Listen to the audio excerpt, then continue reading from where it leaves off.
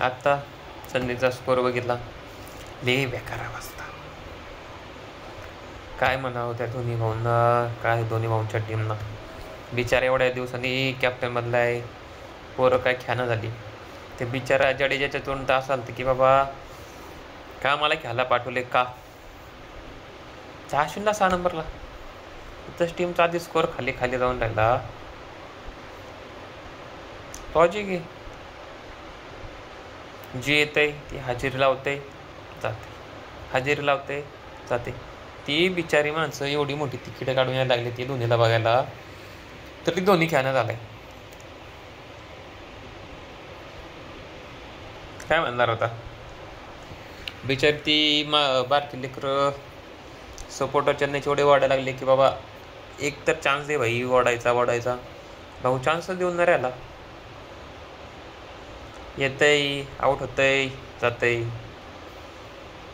Home ग्राउंडवरती वाईट दिवस चालू झाले रे सीएसकेचे भाई. दररोज वाटतं की मी सीएसकेची मॅच असेल तरी काय भाई चांगलं बघायला भेटन. सेम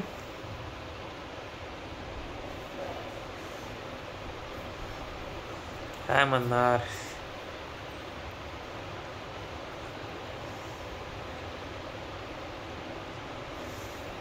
शब्दच नाही राहिले माझ्याकडे. लागा तू कॅप्टन आहे, तू येते 9 नंबरला. नाही 9 नंबरला येऊन तरी काय फायदा होता. जर 2-4 बॉल खेळायचं होतं तर.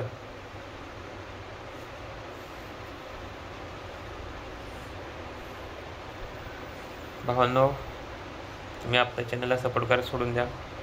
आपल्याच्या बिचार ती 18 वर्षापासून त्या RC बॉलनं कप बॅटरी चांगली खेळायला, ती दिल्लीवाली चांगली खेळायला, ती पंजाब आणि गुजरातवाली चांगली खेळतात ना, सपोर्ट करा रे.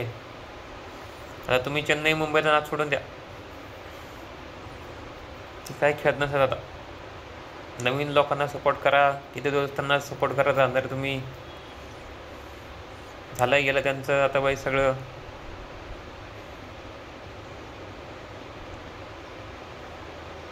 आवडच काम झालंय.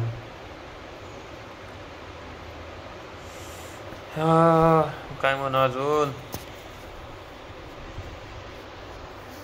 बस भाई. अरे जेव्हा व्हिडिओ अपलोड करू त्या जरा कमेंट सेक्शनमध्ये सीएसकेने जरा सीएसकेच्या फॅनने जरा सांगा कमेंट सेक्शनमध्ये की नेमकं तुमच्या टीमचं चुकते काय.